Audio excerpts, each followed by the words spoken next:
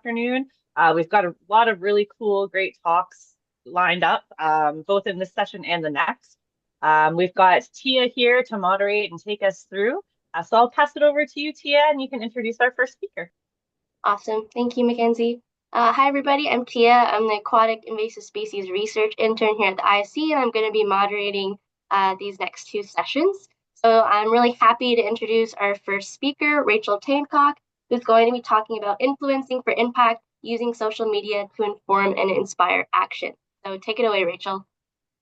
Awesome. Thank you, Tia. Hello, everybody. I hope you had a nice morning so far. For me, I'm on the West Coast, so it's noon for me here. So wherever you are, I hope you're having a great day so far and enjoying the forum today. So I'm gonna just get my presentation going.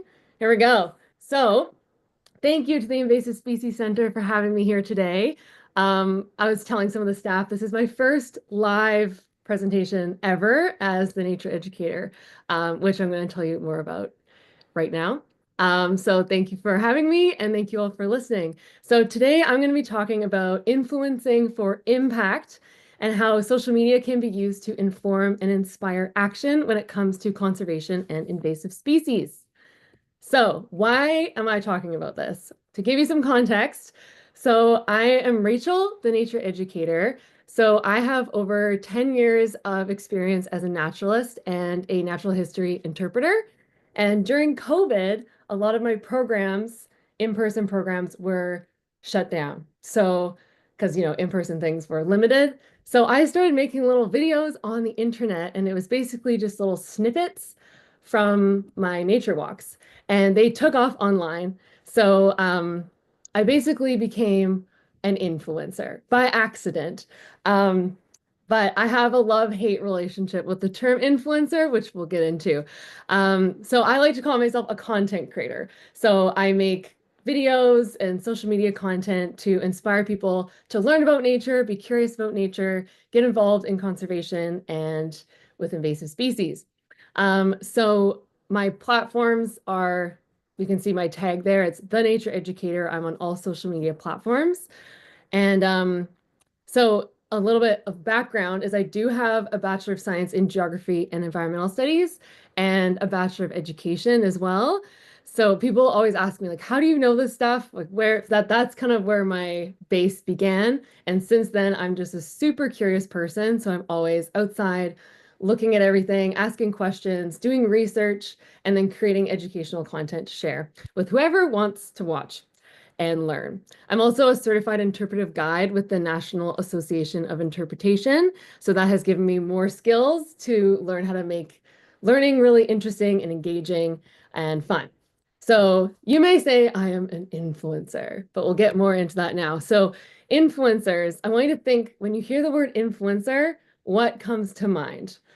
And this is why I have a love-hate relationship with the term influencer. So I typed in Google, just the word influencer, and this is what comes up. So it's usually beauty products seems to come up a lot, and just like selling products. It's basically people on social media with a large following who are trying to promote something, and it's usually a product that you would buy.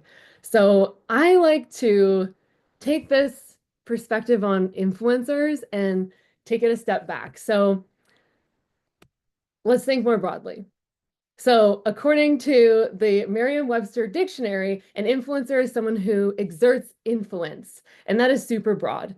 It's a person who inspires or guides the actions of others, and more specifically, a person who is able to generate interest in something, such as a consumer product, by posting about it on social media. So if we think about people of influence, it can be about so many different things besides just buying makeup or cameras or whatever. So there's so many different influencers and content creators online that are promoting environmentalism and sustainability, social justice, human rights, accessibility, inclusion, body positivity, and it goes on and on and on. So influencers can do really positive work as well.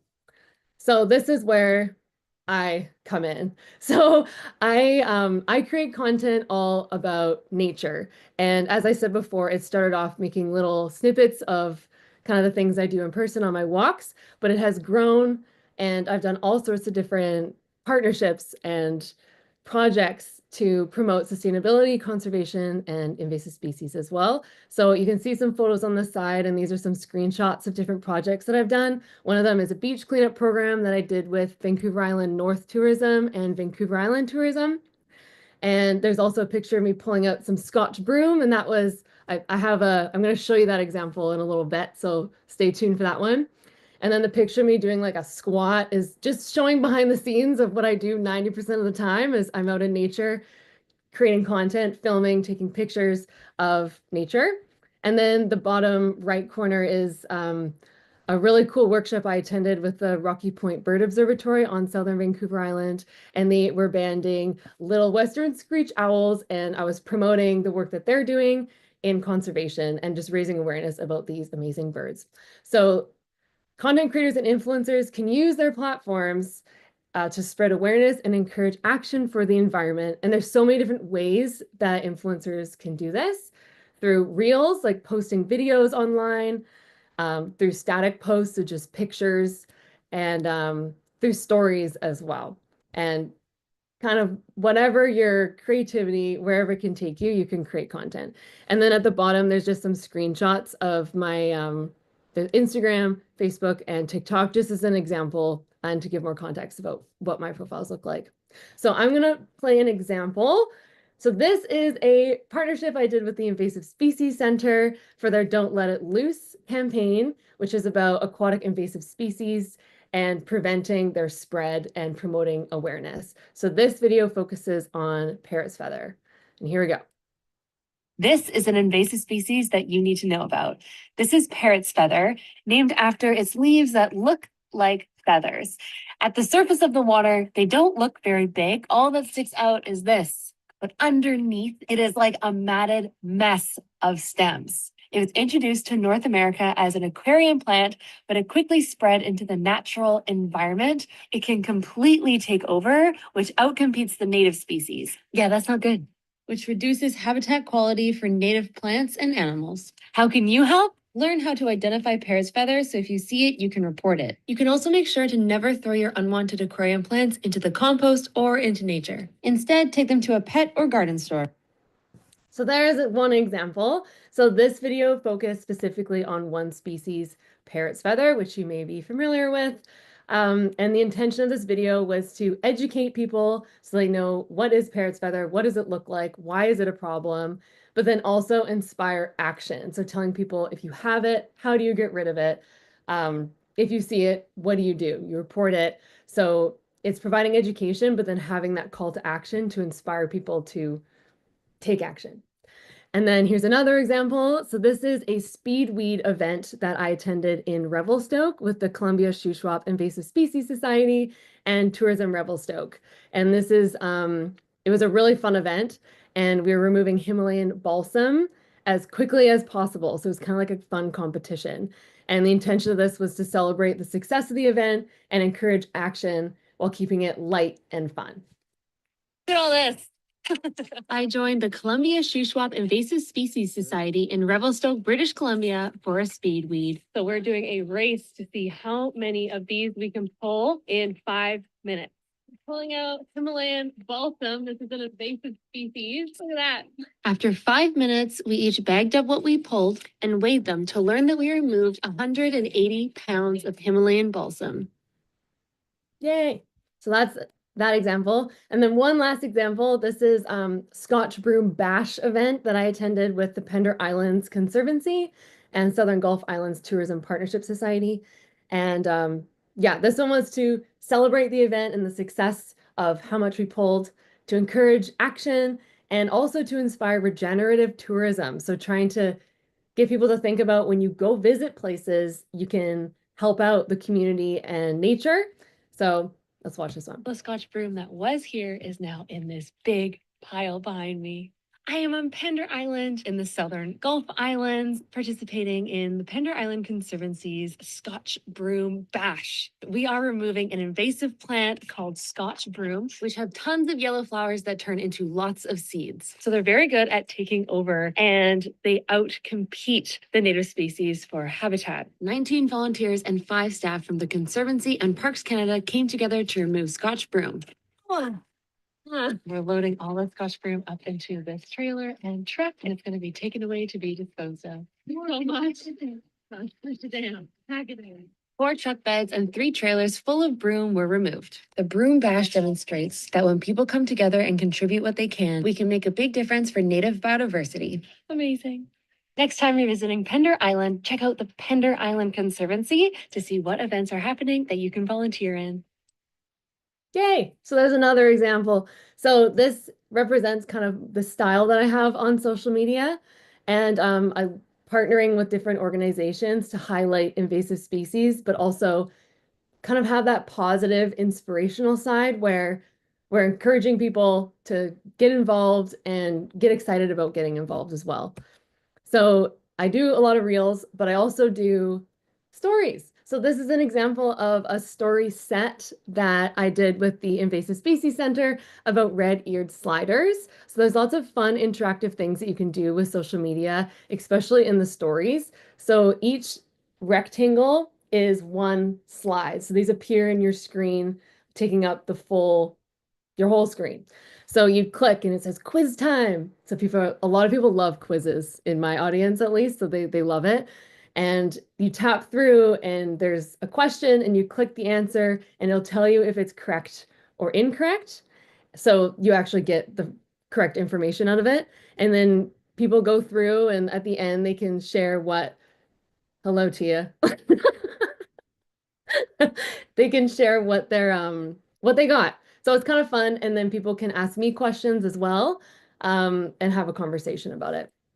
So I already talked about this a little bit, but every content creator and influencer has their own approach. So mine is I try to bring a lot of joy and energy to my content, but for every piece of content, I always have a goal. I make sure it's enjoyable to watch. It's on theme, so it stays consistent with what I'm trying to portray. It's relevant to each platform because, Facebook, Instagram, all LinkedIn, they all have a different algorithm and different content type that is preferred. I try to make it relevant to as many people as possible because your content doesn't necessarily just go to your followers. It goes to everyone because of how the algorithm works. So anyone could see your content. So you want to try to capture people, so they want to learn more. And use simple terminology. So again, it's accessible for everyone. I try to keep it really visually engaging. So using lots of different shots and angles. I'm on camera. Some people aren't on camera, but I speak to the camera. So I try to keep it really personal, and always have a call to action and then options to learn more. So if you want to work with content creators for your organization, or a project that you're working on, it's very easy to get in touch with them because they're all over the internet. So this is an example of mine. Most content creators will have an email right in their bio there, or you can just click message and then just send them a message, tell them about your project that you're working on, the scope of it, and what you want them, how you want them to be involved. And then you can request information, like if you want to know their media kit, their rates, any other information that you would like, just request it.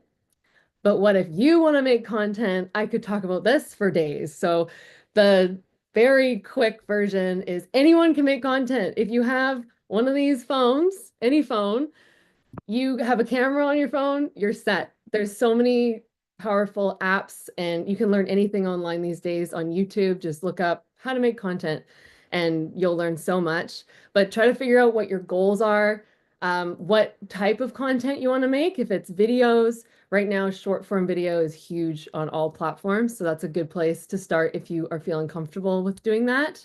But also photos are great and long form videos for YouTube. And then what do you want to make? Make a plan. How are you going to make it? And then think about your hooks, how you're going to capture people to really want to watch and learn about your content. be creative, have fun with it, be relatable so people want to connect with you and learn from you. Consider trends. Every platform has some kind of a trend that's happening and they change quickly. But if you see a trend that you really like and you can incorporate it into what you want to communicate, go for it. Try it. Have fun with it. Um, Always have a call to action, especially with environmentalism and content with invasive species. Stay engaged with it. If people want to ask questions, you can answer them and just go for it. People can feel very nervous about creating content and have like imposter syndrome, but just go for it and have fun with it. Okay. Thank you very much for listening. And thank you to the Invasive Species Center for having me on here today. And yeah, if we have time for questions, I'm ready for them. We do. Yeah, thank you so much. That was a really awesome talk. It's so important to share all of the work in conservation news that's happening, and especially calls to action and how people can get involved with them. So thank you so much for that. I forgot to mention, please put any of your questions into the Q&A chat, and I'm going to start reading off because I think we have a couple of minutes before our next presentation is going to start. So our first one is, Rachel, if you're not filming, how do you designate a camera person? Good question. So most of my content, I just use holding my phone. I find a lot of the content that performs really well is when people feel like they're right there with you. So even just holding your phone and just talking like in selfie mode, or I usually film with like backwards because the quality is better. But I also use tripods sometimes, or I politely ask my friends and family to help out sometimes as well. But yeah, you can do it all. Like most of my content, I do it all myself. So Awesome. yeah. Super cool. We have another question. What if they said that you might need to discuss later over email and I might reach out to you? Anna's asked, Yeah. what's the best tool to reach the public? Short video, post photos. I loved your short video on parrot feather, and with the DFO Quebec region, we're currently looking to develop content for social media for the Don't Let It Loose campaign, and they've identified some priority species, but they're wondering the best way to reach aquarium owners. So are there any Good. or any content like forums that you find might perform better than others in your experience? Yeah, it's tricky because social media is such a like it's been around for a while now, like over like 20 years or something. It's been around for a while, but it's constantly changing and it always feels like it's new and hard to kind of get into. But right now, short form video is like the thing that everyone loves. And what I like to think about and kind of just remind people of is when people go on Instagram or TikTok, they're going with the intention of watching lots of little videos. So if someone goes on YouTube, they're mentally prepared to commit to like a 10-minute minimum or whatever, like a longer format video. So if you want to be posting, like think about the platform you're posting on. So if you want it to be on Instagram and Facebook and TikTok, those platforms, it's all about short form video. And usually anything from like 2 seconds, which is wild, to like 30 seconds is like the kind of the sweet spot. I usually keep mine between like 30 and 45 seconds. And then just trying to keep people engaged like that whole time. So using hooks and different language that keeps people wanting to keep engaged and learning more. Um, and yeah, the first 3 seconds of your video is what will determine if people will kind of keep watching. So really think about that hook. And if you want to reach a specific audience, like aquarium, people with aquariums, think of language that's would kind of encapsulate that and make people want to watch. So Yeah, I absolutely. hope that's helpful. Yes, thank you for that advice. There's quite a few more questions, so I'm going to leave them for you to potentially answer if you have the time in the Q&A. Yeah. And there's Okay. also a couple of more questions in the chat box. If you have the time to look through those and respond to them, that would be amazing. And we also have added the link to all the speakers' emails if anyone wants to follow up with you at a later date with questions. So thank you so Email much, me. Rachel. That was amazing. Great presentation. Thank you. Thank you so much. And thanks everyone for listening. And yeah, email me if you have any questions that I don't get to here. Awesome. Bye. Okay, we're going to now move into our next presentation. So I'm going to invite Angela to share, start sharing the presentation. So Angela Gupta from the University of Minnesota Extension is going to be presenting on eco-anxiety, nurturing resilient people to steward resilient ecosystems. And I'm going to pass it over to Angela.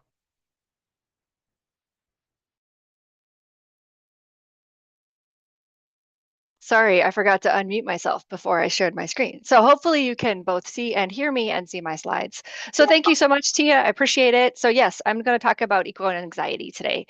And so, okay. It's unfortunate the slides are not moving. Let's do this a little differently. Okay, exit. All right, fingers crossed. There we go. So eco-anxiety is extreme worry about current and future harm to the environment caused by human activity and climate change. So in the United States, we have data that 68% of adults have at least a little eco-anxiety, and I imagine that number is very similar for Canada. And throughout this presentation, you're going to see examples of water and nature images because there's research out of the Mayo Clinic that those are the most calming. So that is not an accident. So there are some really unique attributes to climate anxiety, what I want to call out specifically. So it is real, so ongoing worry is rational. It is developing and ongoing, so adaptation is not simple. It is uncertain, so anxiety makes more sense than fear in that circumstance. It is globally shared. So the good news is we're all in it together. The bad news is I think you really have to monitor your doom scrolling because that is a easy rabbit hole to fall into. And then climate change is a major and significant threat. So climate anxiety makes some sense. And the image on the right is me eating lunch outside on February 22nd, 2024, so a year ago, when it was 54 degrees outside with no snow in Rochester, Minnesota. And that is not the way it's supposed to be. I will share that we reached 54 degrees on January already this year. And so again, climate and eco-anxiety are real emotions that are legitimate. So there are really some specific things that can happen to us as people in results of these specific types of climate degradation. And so there's ecological degradation, which I think one example of that is invasive species, and I'll talk about that more in a minute. Natural disasters, so floods, drought, that kind of thing, tornadoes. Then it's interesting, but kids are most likely to be impacted most because they're so reliant on the social and infrastructure that we have created for them. And so when the adults in their world become really stressed, the kids get stressed. When school is disrupted, that's stressful for kids. When access to food or free lunches is disrupted, that's really stressful for kids. And those disruptions can happen for any number of reasons related to climate. Then of course, heat is real. It is a big killer. And so we need to, manage that. And there are specific impacts to humans in these things, and the same with poor air quality. So while there's research on all 5 of those things, I kind of lumped it all together for the purposes of time. And very common outcomes to humans are long and short-term mental health issues, including post-traumatic stress syndrome and depression. And then there are things like this that we do to ourselves in invasive species that are not helpful. So I will tell you a little bit about a jumping worm project that I did with using participatory scientists and volunteers. And things like this were definitely causing my volunteers trouble. And so the idea here was I asked volunteers who had jumping worms that were likely to manage them to journal about it, and we could learn together about how to manage it. And as a result of that project, I ended up giving them a survey around their emotions because a lot of them were crying on the phone to me or closing their emails with "I'm devastated." And what I learned was jumping worms cause a lot of sadness, fear, panic, impatience, and anger. They increase negative thoughts and tears. However, by participating in the project, participants' feelings became more positive, reducing worry, increasing confidence, attention to environmental change, and their jumping worm outreach effort. Another important thing that we learned as communicators, us, people like you and me, we must manage the stories and actions we express because those stories and actions cause anxiety, mourning, anger, hopelessness, and motivation. So in the last presentation, we were talking about social media, and she mentioned always having a call to action and trying to, be upbeat. I think those are really important to get our message across so people can feel empowered to make meaningful change. All right, so we're actually going to take a little resiliency break. So I want you guys all to wiggle your bodies, move your arms. You can stand up if you want to, wherever you are. And we're going to work through this breathing exercise called box breathing together. I'll do it once with you, and then I'll ask you to do it once on your own. So breathe in slowly for a count of 4. 1, 2, 3, 4. Hold for a count of 4. 1, 2, 3, 4. Exhale for a count of 4. 1, 2, 3, 4. Hold for a count of 4. 1, 2, 3, 4. Now do that on your own.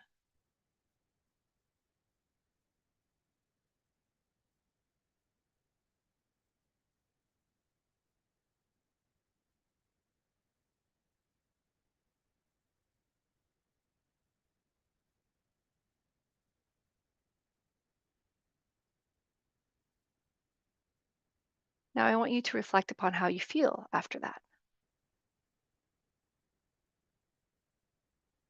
Okay, so we'll talk more about resiliency practices in a bit, but I want to remind you what anxiety is. Anxiety is automatic and controlled reaction. It is not a problem in moderation, and it is only maladaptive if it triggers rumination that inhibits resolution. So you need to seek professional help if your anxiety is interfering with your sleep, your work, or your socializing. And this is important because anxiety is a really useful thing. So people who report eco-anxiety are more than twice as likely to change their behavior and to reduce their contributions to climate change. If I'm anxious about giving this presentation, I'm more likely to prepare in advance and practice, which is likely to make my presentation better. So that is an example of anxiety well deployed. Now, there are specific emotions that can be triggered when we have this eco anxiety, including fear, worry, grief, guilt, anger, stress, and overwhelming. You can also have enthusiasm. These can manifest in feelings of hopelessness, confusion, shock, trauma, soul nostalgia, I'll define in a moment, and shame, but also expectation and excitement. And so in our work, we need to figure out how to minimize those negative feelings and really awaken and empower those positive feelings. Now, in my volunteers, some of the emotions that were most they exhibited most was soul nostalgia. That's stress caused by lived environmental change. So common examples are if you live on a farm and then you go back and you visit and it's been converted to a parking lot, you would experience soul nostalgia. I think in invasive species, we also experience that when we have a beloved place that we worked or recreated in the past, and we go back and it's been vastly altered by invasive plants or insects that have killed the trees or things like that. In the case of my participants, it was worms that had changed their environment in ways that were very distressing. Something called serious leisure was impacting my volunteers. So many of my volunteers consider themselves to be very good gardeners, and they attributed bringing jumping worms as something they did to their landscape, which may be true, but I think they should have given themselves grace because they didn't mean to. And so then they really questioned whether they were a good gardener, and that really influenced their sense of self, and it would really negatively influence their sense of self. So they started doubting themselves and their gardening abilities.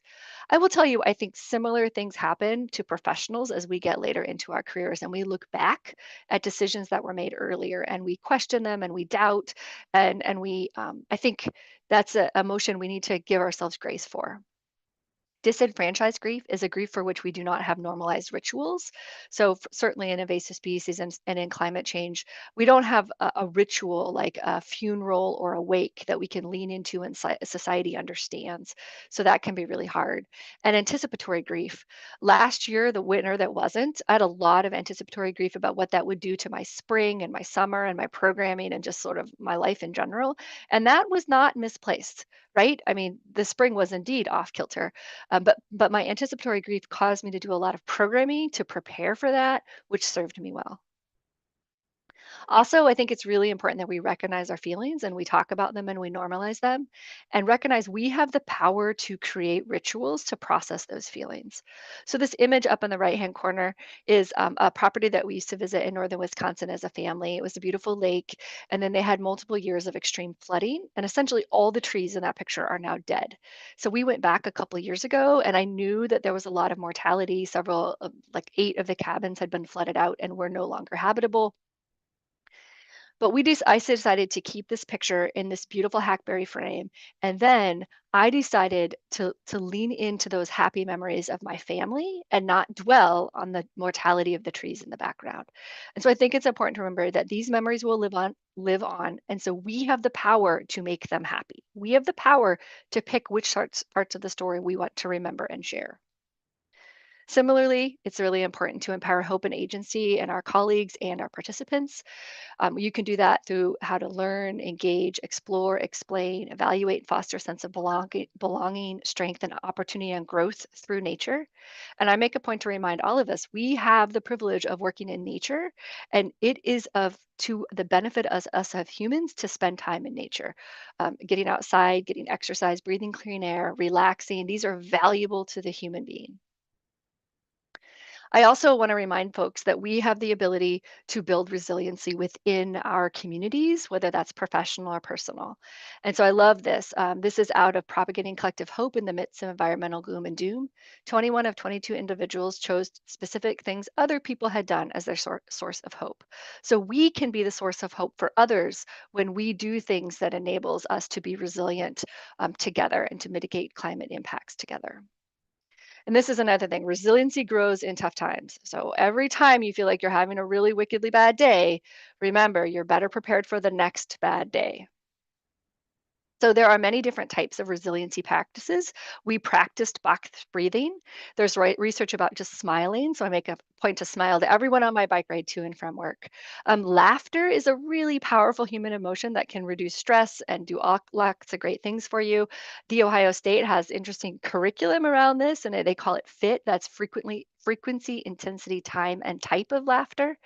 I think, as adults sometimes forget the importance of caring touch. Kids do this really naturally, but caring touch can be really valuable for us to reduce stress and to engage in community.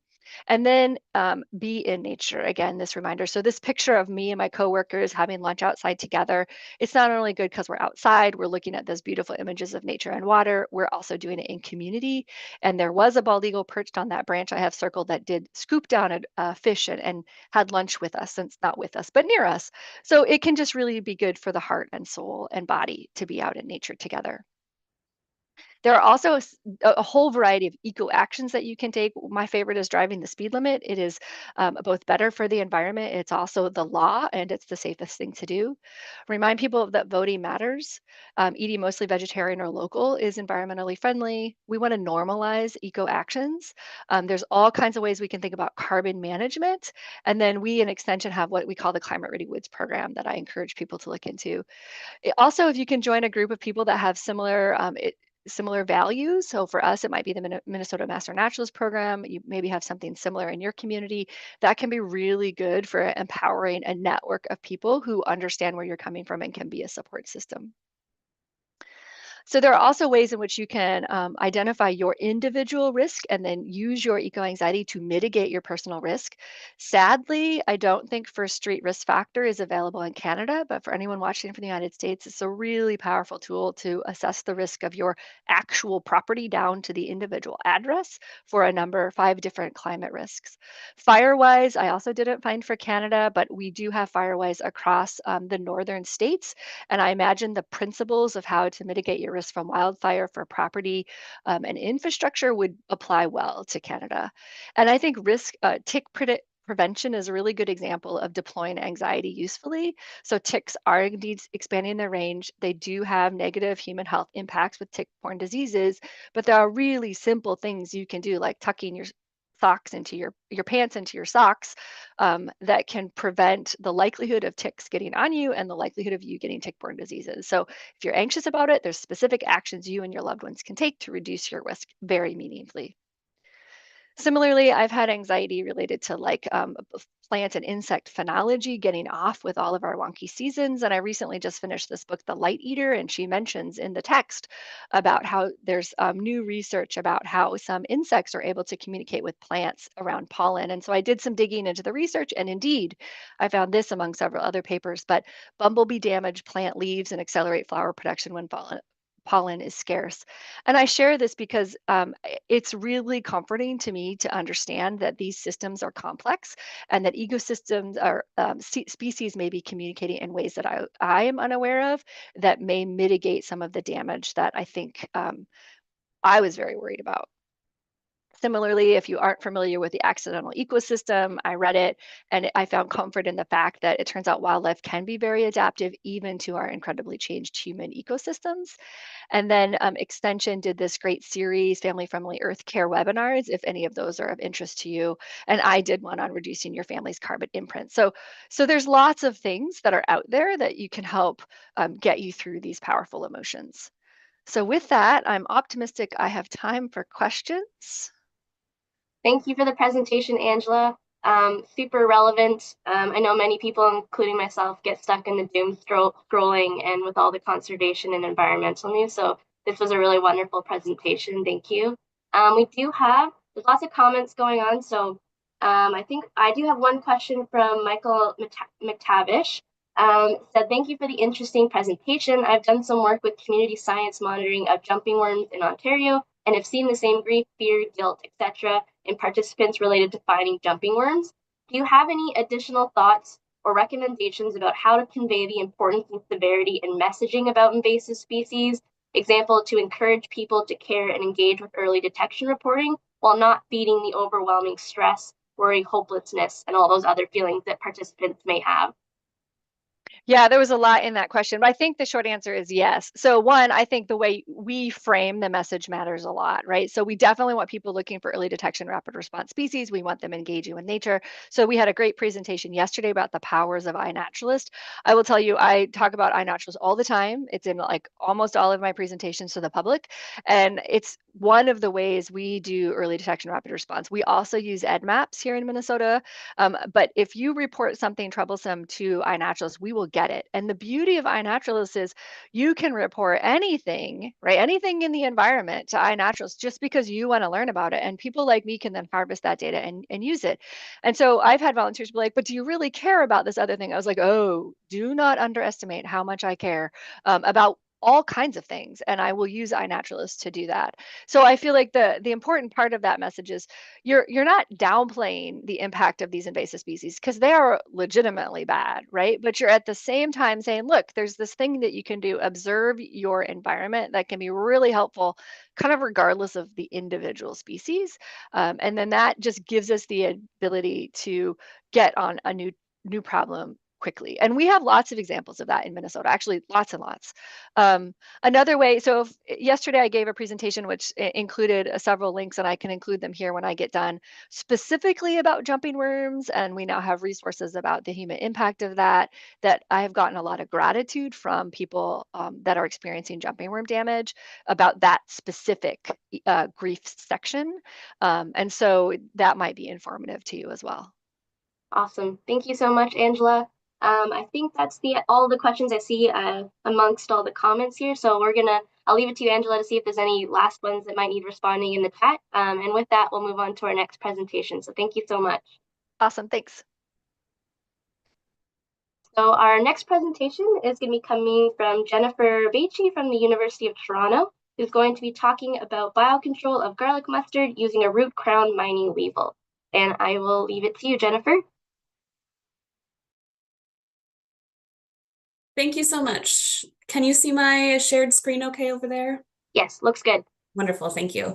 Thanks for that really interesting talk, Angela. I wrote down those the names of the books that you shared because both of those sound really interesting, and yeah, lots of sort of food for thought there.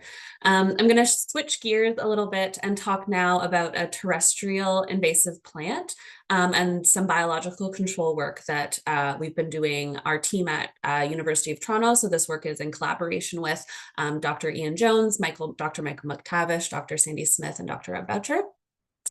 The title of this talk, Leaf Damage as a Monitoring Tool for Pseudorhynchus scobicollis on Alliaria petiolata, so our root crown mining weevil on garlic mustard. I'll talk a little bit about the invasive before I delve into the biological control aspect. So garlic mustard is non-native, of course, highly competitive in that it has sort of high adaptability to lots of different environments. biennial in that it lives for 2 years, and during those 2 years, in the first and second year, its growth looks quite different. So the first year growth looks more like this on the left. We call them rosettes, lower to the ground. And then in the second year, the bolts grow much taller, so taller stems. The leaf shape is a little bit different. And of course, we have flowers and seed in that second year. Seeds can lie dormant in the soil for several years, so large seed banks that can last several years into the future. And we see limited impacts of native herbivores on garlic mustard, which has led us to look for innovative solutions like biological control. A range map of garlic mustard. This is from 2023 from EdMaps. Speaking of community science contributions, these contributions to EdMaps are from community scientists for the most part. We see some areas of high density of garlic mustard in Ontario in particular there. Whoops. And so I'll talk a little bit now about the biological control agent that we've been working with in an attempt to manage this invasive plant. Pseudorhynchus scobicollis, as I said previously, doesn't really have a common name. I'll refer to it as a crown boring weevil. It feeds exclusively on garlic mustard, lives for 1 generation per year, and then can live more than 2 years. So we see it completing its sort of life cycle within a year, but we do have adults living more than 2 years. Females can lay around 200 eggs each year, so can reproduce relatively quickly. And there are 3 larval instars. On the far left here, we see an egg oviposited into the petiole of garlic mustard. Here we have a larva, of course, looks like maybe an L2 second larval instar there, and then the adult, quite a small insect, so less than 5 millimeters as adults. We've released this biological control agent at a number of sites across the country, primarily in Ontario, although some in BC and Alberta as well. So 21 sites across Canada since it was approved in 2018. And so we have some operational questions in terms of how to best utilize this approved and appropriate biological control agent for this plant. One of the operational questions I'll be focusing on today is how can we estimate insect density at previous release sites and also predict release success? So where we have placed insects in the landscape, how can we go back to those sites, might look something like this on this photo here, and estimate how many insects are persisting, what is the reproduction like of that biological control agent population, how are they dispersing, and then how best can we predict future places to put them where they might do well. I've turned these into research questions that I'll be presenting just to sort of compartmentalize some ideas here. The first research question I'll be talking about is the relationship between insect density and feeding damage, sort of tying back into the title, how can we use feeding damage as a predictor for insect density? So what is the relationship there?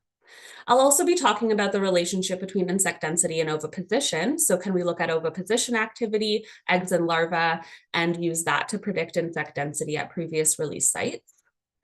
And then the relationship between oviposition, so sort of how those females are selecting oviposition habitat, and plant characteristics. So they're like bigger plants, smaller plants, stem characteristics, for instance, parameters like that.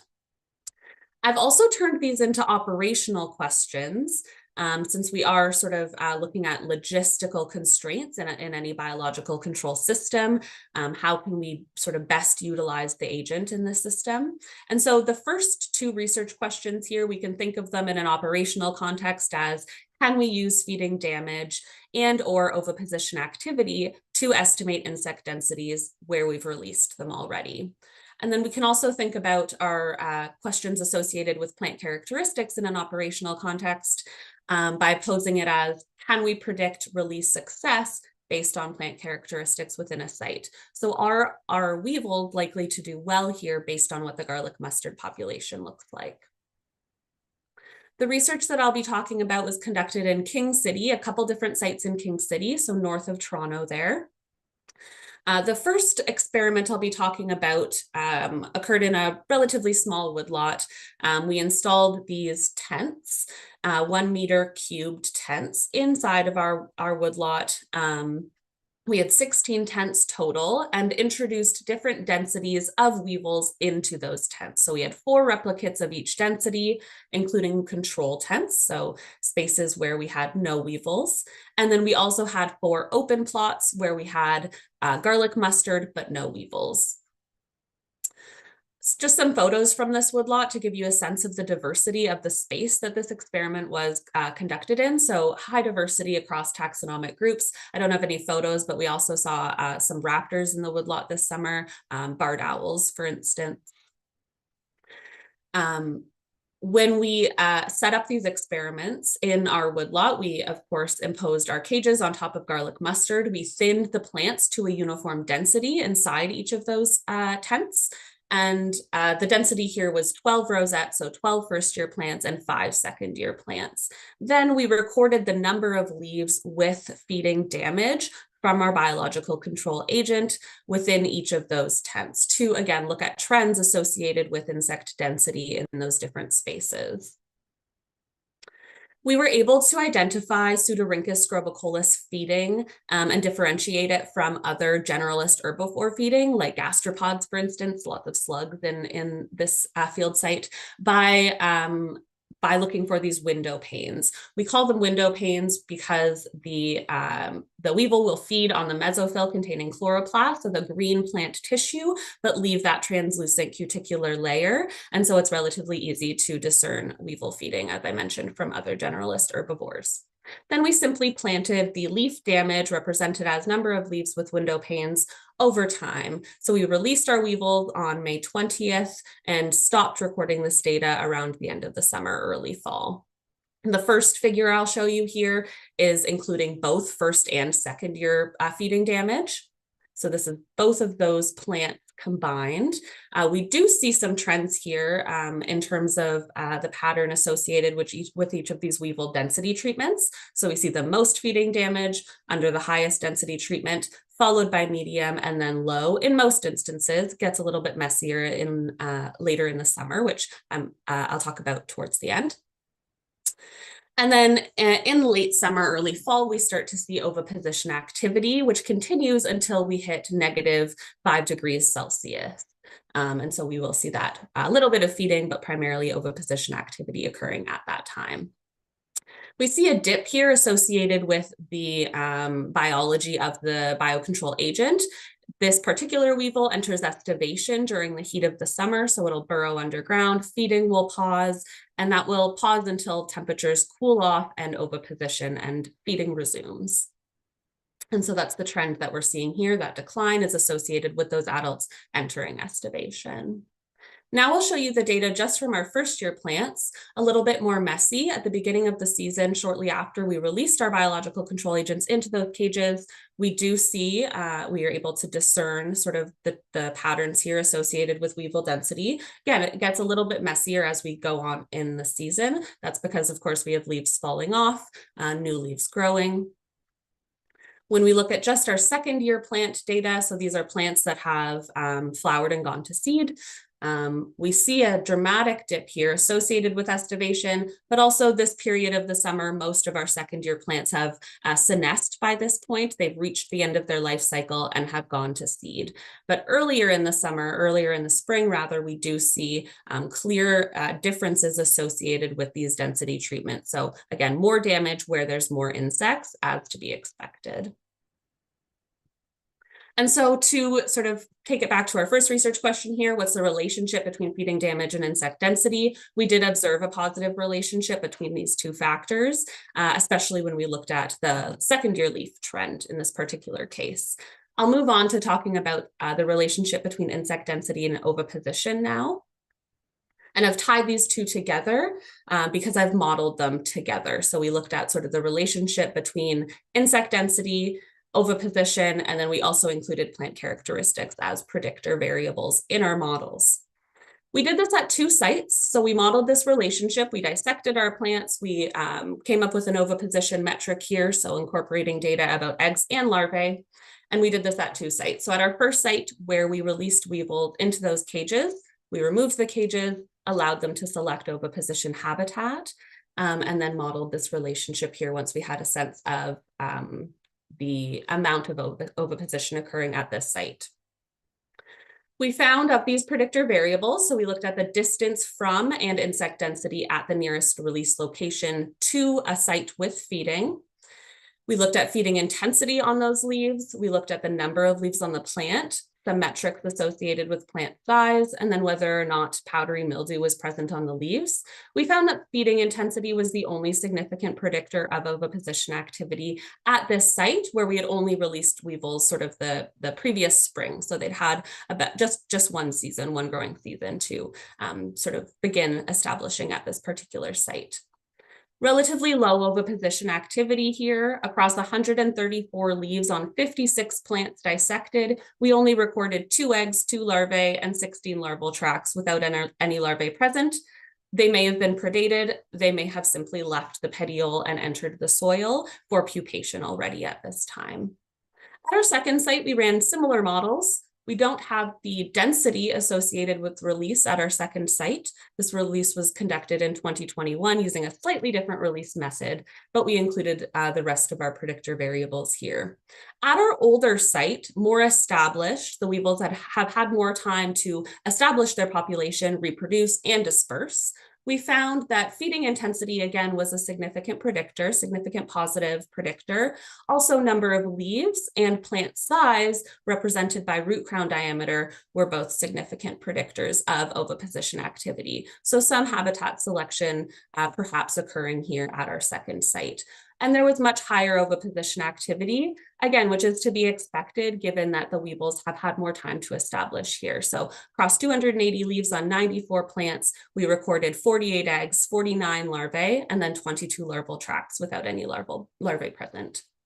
And these are encouraging results for a biological control project like this, studying a system like this, because it allows us to see that over a relatively short amount of time, just 3 years, we may see dramatic increases in oviposition activity that hopefully translate to establishment of that population. So understanding the relationship between oviposition activity and adult density is essentially the next step here. Another note about the 2 field sites here, an important consideration that we will be sort of studying again going into the future is that at our site B, our older site, we also had more leaves, and larger petiole diameters on our plants, significantly so. And so again, we might see some habitat selection characteristics, habitat selection behavior occurring here. I'll go through this relatively quickly. I see that I'm approaching the end of my time, but also at site B, we looked at the breakdown of that oviposition activity. So what were the larval instars that we were seeing and how many of those larvae were still as an egg when we were doing the dissections. So you can see our proportions here. We see a relatively equal distribution across our larval life stages and egg stage there. And this is our first glimpse of the stage at which this biological control agent enters the winter in North America.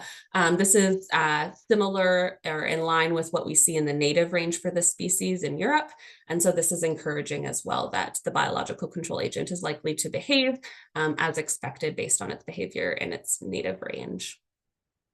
And so the relationship between oviposition and insect activity, a little bit unclear, insect density rather, a little bit unclear. We did not see that as a significant predictor in our models. However, we might have measured this relationship a little bit too early because we have an indication of that given the low oviposition activity. We did detect a positive relationship between oviposition activity and several plant characteristics that definitely warrants further investigation here. Particularly at our site B, where insects appeared to prefer plants with more leaves and larger root crown diameters. When we think about this in an operational context, we have encouraging results in that we can monitor in the late spring, early summer for our biological control agent feeding on second-year plants. This might allow us to discern insect density at previous release sites. And both temporal patterns and site differences are likely to impact agent density at previous release sites, which again gives us some indication of important future research questions for this study system. We have lots of collaborators on this project that are included on this slide, and I think I have time for questions. I'd be happy to take questions now if I do. Hi, Jennifer. That was a great talk. Thank you so much. We do have some time for some questions. There's quite a few, so I'm going to jump right into them. Great. The first one is the crown-boring weevil a garlic mustard population control to minimize spread, or an eradication, eventually reduce or eliminate existing population solution? Yeah, so in biological control, we rarely talk about biological control agents as an eradication tool. It's more of a sort of tool in the toolbox of invasive species management. So it's likely to help us control these populations of invasive species. It won't be appropriate for every habitat that contains garlic mustard. So it'll be used in conjunction with other management techniques, which we research as well. You know, in this study system, it's a little bit early, but we also do investigate sort of how biological control interacts with other management techniques like pulling and herbicide and other study systems. Okay, Yeah, awesome. great question. The other question was, is the weevil a native species? And if not, how can you ensure it won't occupy a new ecological niche and feed on other species, especially native mustard species now or in the future? Another great question. Yeah. So now in Canada, any biological control agent needs to undergo what we call no choice testing. And so this agent has undergone all of that testing. We sort of put this agent in environments where it's forced to either eat our native plant species or die off. And this particular non-native weevil, it is native to Europe, passed all of those tests, and that it cannot complete its life cycle on any native plants in Canada. And so the risk of it sort of jumping to a native species or occupying a native niche, as you mentioned, is quite low.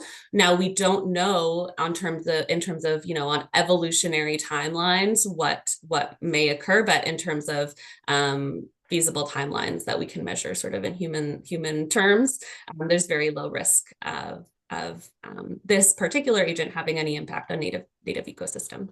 Awesome, thank you. Does weevil damage increase the likelihood of damage by other herbivores? So do you see any increased, I guess, herbivores in that area when the weevils are creating damage on the leaves? Yeah, that's a great question. I think it's definitely something that warrants further investigation. I mentioned, I'll go back to